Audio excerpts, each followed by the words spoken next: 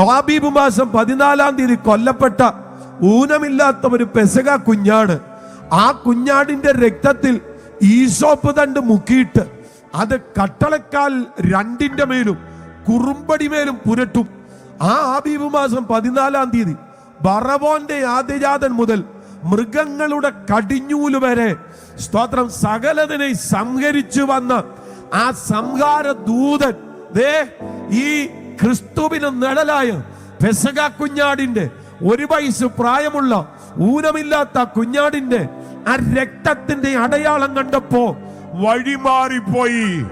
ആ രക്തത്തിന്റെ അടയാളമുള്ള ഒരിടത്തും അവയ്ക്ക് കയറാൻ പറ്റിയില്ലെങ്കിൽ ഇന്ന് രാത്രി സാക്ഷാൽ പൊരുളായ അവന്റെ രക്തത്തിൽ ആശ്രയിക്കുന്ന ആ രക്തത്തിന്റെ ശബ്ദം അതരത്തിന് എടുക്കുന്ന സകലമാന ദൈവജനത്തെ നോക്കി ഞാൻ ആത്മാവിൽ പറയാം, ഇല്ല, നിന്റെ തൊടാൻ ഒന്നിനും കഴിയത്തില്ല.